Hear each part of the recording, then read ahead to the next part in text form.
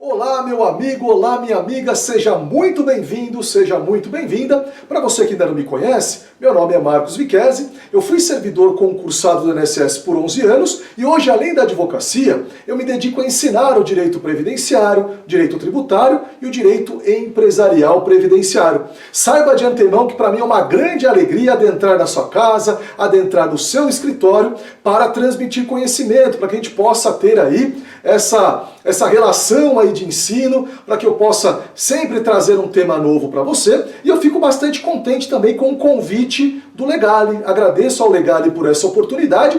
E hoje eu vou tratar de um tema bastante polêmico, que talvez você nunca tenha ouvido falar, ou se ouviu falar, de repente só conhece o nome, talvez você não conheça de fato como funciona. É o auxílio por incapacidade temporária parental. Marcos, auxílio por incapacidade temporária parental? Primeiro, o que é auxílio por incapacidade temporária? Vamos lá. A reforma da Previdência, a emenda constitucional número 103 de 2019, ela trouxe o quê? Ela foi aprovada, ela foi publicada lá no dia 13 de novembro de 2019 e ela modificou, entre várias outras coisas, os nomes de vários benefícios previdenciários. Um deles foi o auxílio-doença. O nome oficial agora não é mais auxílio-doença, e sim auxílio por incapacidade temporária. A mudança, na verdade, ela foi muito correta, né? Por que ela foi correta? Ela foi muito acertada e foi correta. Pelo seguinte, doença não é sinônimo de incapacidade. A pessoa pode estar doente, mas não incapaz para o trabalho. Quantas vezes você, meu amigo, você, minha amiga aí de casa ou do escritório, de repente ficou com uma gripe, ficou de repente com uma leve dor de barriga, ou estava tendo cólicas, por exemplo, e foi trabalhar. Pode não ter trabalhado a contento, mas você conseguiu trabalhar, você não estava incapaz para o trabalho. Então esse benefício é voltado para quem está incapaz para o trabalho. Então o nome agora é acertado. E por que parental, Marcos? Vamos lá. O auxílio-doença, o antigo auxílio-doença, agora auxílio por incapacidade temporária, ele é devido ao segurado, ele não é devido a dependente, nada disso. Ele naturalmente, vamos ver aqui o texto legal. O regulamento da Previdência Social, que foi aprovado pelo decreto 3048 de 99, aqui no artigo 71, esse artigo inclusive já está atualizado, de acordo com a alteração promovida pelo decreto 10.410 de 2020, do dia 1º de julho de 2020. Esse decreto alterou aí vários dispositivos no regulamento da Previdência. Ele traz o seguinte, olha, o auxílio por incapacidade temporária será devido ao segurado, até coloquei em vermelho aí para facilitar, que uma vez cumprido, quando for o caso, o período de carência exigido, ficar incapacitado para o seu trabalho ou para a sua atividade habitual por mais de 15 dias consecutivos, conforme definido em avaliações médico-periciais. Então, moral da história, o benefício via de regra, né, de acordo aqui com o regulamento da Previdência, ele é devido quando o segurado está incapaz para o trabalho. Aqui eu vou ensinar para vocês uma situação diferente. O segurado, ele está apto ao trabalho, ele não está incapaz. Só que ele tem um dependente dele que está incapaz e que ele precisa do auxílio desse segurado constantemente. E esse segurado, ele é obrigado a parar de trabalhar, ali de repente de maneira temporária, né, para cuidar desse familiar. De repente é uma pessoa que não consegue se limpar, não consegue se alimentar, que de repente esse dependente necessita do auxílio de terceiros constantemente, e às vezes a mãe, o pai, de repente um deles, né, eles são obrigados a parar de trabalhar para cuidar desse dependente, de repente dessa criança, ou às vezes até do pai, né, às vezes é um filho que tem lá 20, 30, 40 anos, e é obrigado a deixar todas as atividades para cuidar desse pai, dessa mãe que tem algum tipo de problema, né, que está passando ali por algum problema ali, que está... Então, de fato, não é o segurado nesse caso que está incapaz, mas sim um dependente. Mas, Marcos, você está ensinando então uma coisa legal. Pelo artigo 71 aqui do Regulamento da Previdência, só o segurado, né, só quando ele estiver incapaz que cabe esse benefício. E a Lei 8.213 também traz a mesma coisa, que é devido ao segurado. Será que eu estou ensinando alguma coisa legal? Calma aí, vou mostrar para vocês que não. Tem aí toda uma construção jurídica, né? Uma construção doutrinária, uma construção jurisprudencial, inclusive até baseada na Constituição, baseada em normas internacionais, para que esse auxílio por incapacidade temporária seja concedido. Primeira coisa, Marcos, olha, já gostei logo de cara aí desse benefício, eu tenho um cliente no meu escritório que ele foi obrigado a parar de trabalhar para cuidar de um filho, que está com algum problema de saúde grave, ou de repente que necessita do auxílio desse pai, dessa mãe constantemente. Como é que eu faço, Marcos? Eu vou chegar no INSS e vou requerer esse benefício. Vamos lá. O servidor do INSS, ele obedece o princípio da legalidade estrita. Artigo 37, caput da Constituição. Princípio da legalidade estrita, artigo 37, caput da Constituição. Como é que fica na prática, então?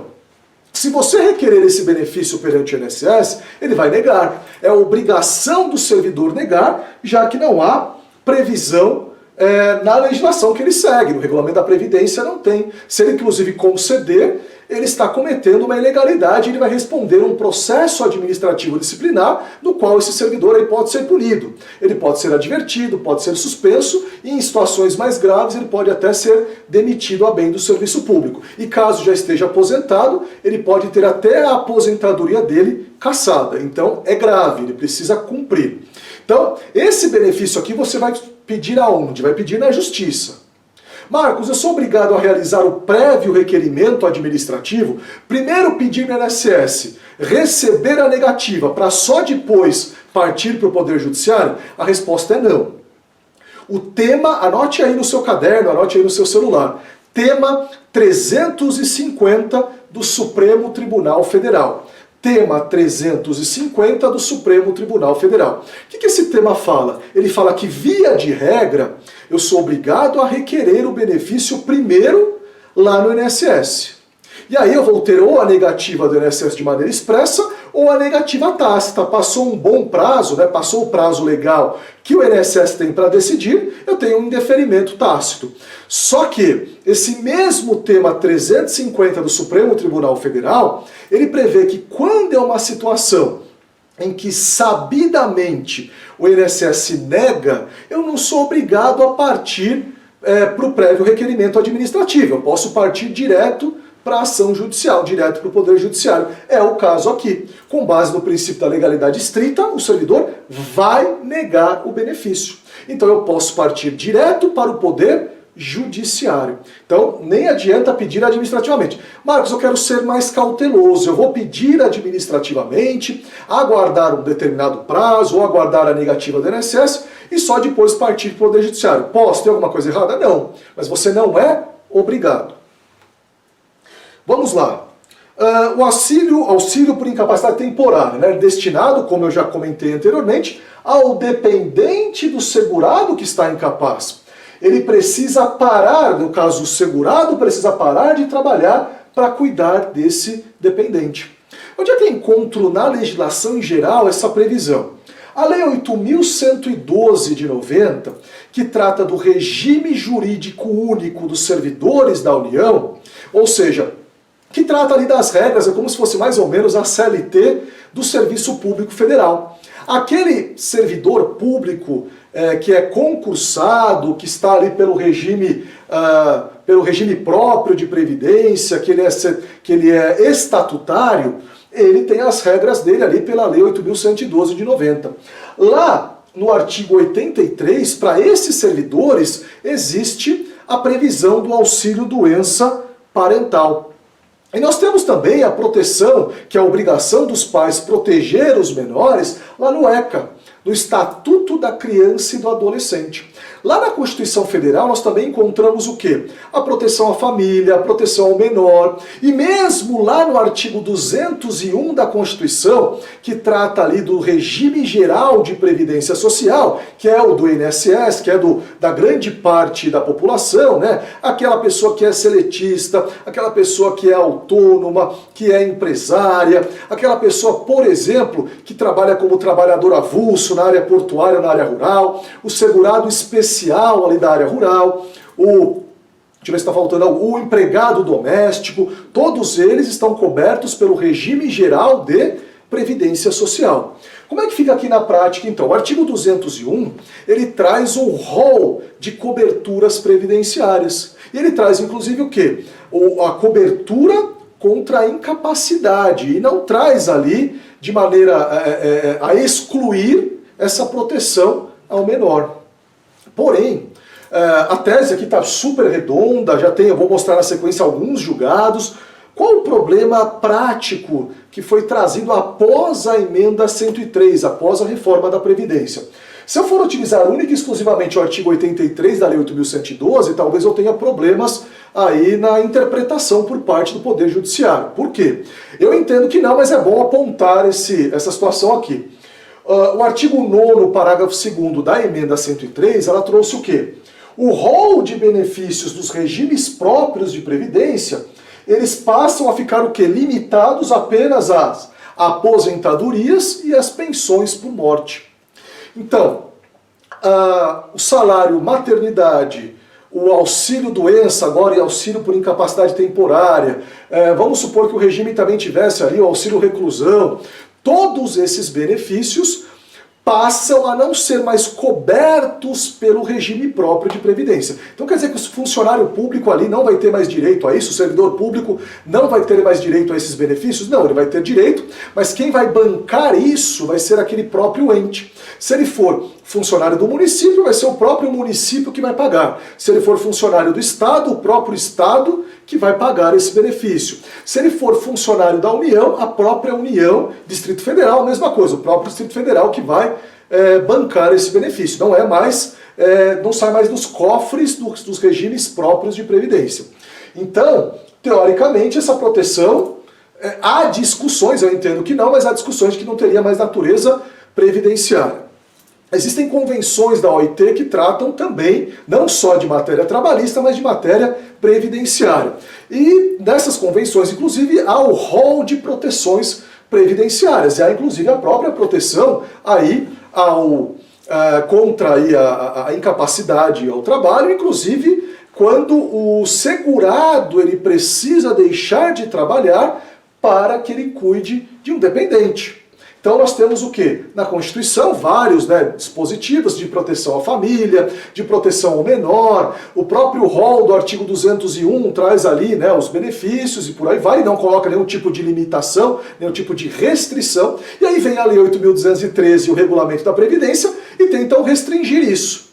Então, o que você vai fazer nesse caso, na situação que você tem um cliente que atenda a esses requisitos? Aqui eu trago 2 julgados que concederam ali para esse segurado o direito a ele gozar do auxílio por incapacidade temporária, antigo auxílio doença, em decorrência aí do filho ou de uma filha, de um dependente em si,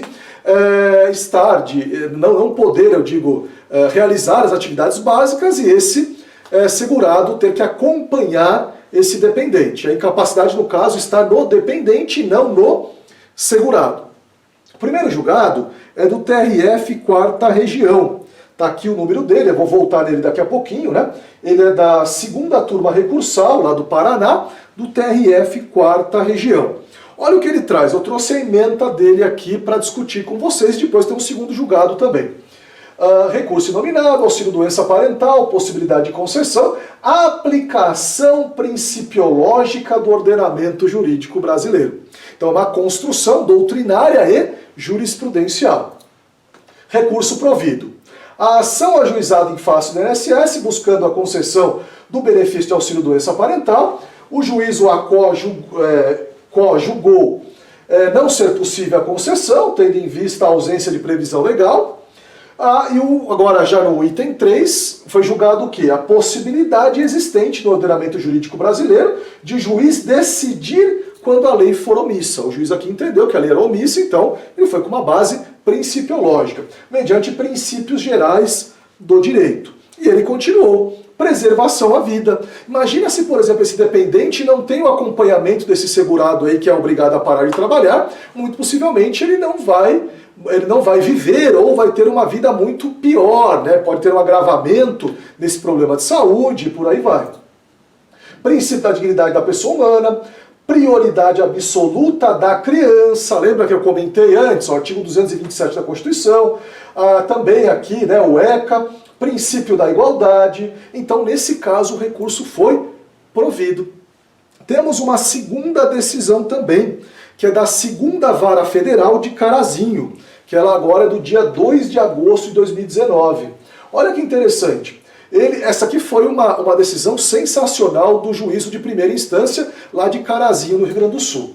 Desse modo, conclui, eu recortei só um pedaço da sentença, né, porque ela é bastante grande.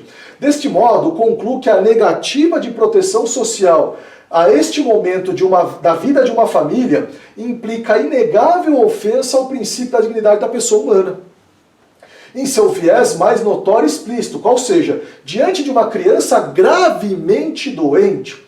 Assim, no caso concreto, a barreira financeira há de ser superada, mesmo porque o impacto financeiro do benefício por si só é baixo.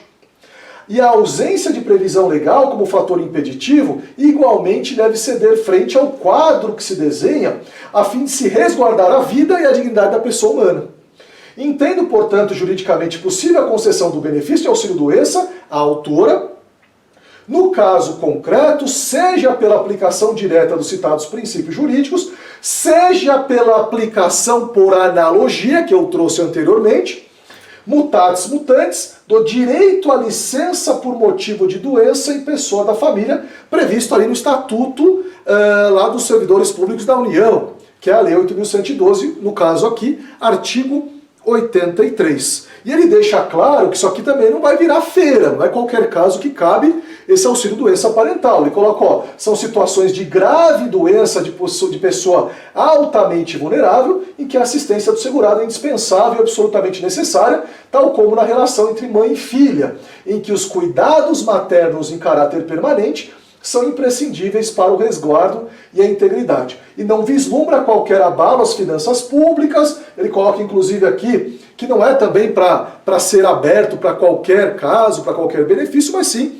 em situações especiais. Então, eu deixo aqui esse tema bastante bacana, bastante polêmico. Caso você tenha uma situação dessas no seu escritório, você deve explicar para o cliente ali todos os riscos, ser o mais verdadeiro possível e demonstrar sim que já há alguns julgados nesse sentido.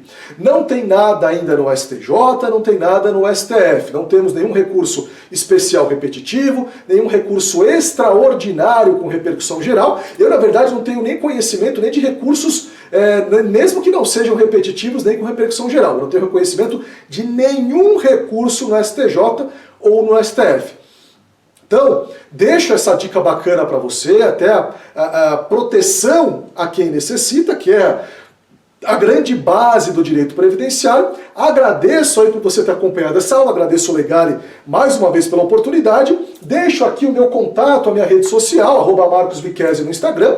Caso você tenha gostado dessa aula, para que eu saiba, faz o seguinte, tira um print aí dessa tela aqui lá no seu celular, ou tira também uma foto ali se você estiver assistindo pelo computador, entra lá no Instagram pelo teu perfil, marca o meu perfil, marca o perfil do Legale e coloca um history lá. Se você fizer isso, eu vou ter certeza absoluta que você gostou bastante desse conteúdo, que foi bastante útil para a sua vida aí profissional e para você ajudar o próximo. Mais uma vez, muito obrigado e um forte abraço.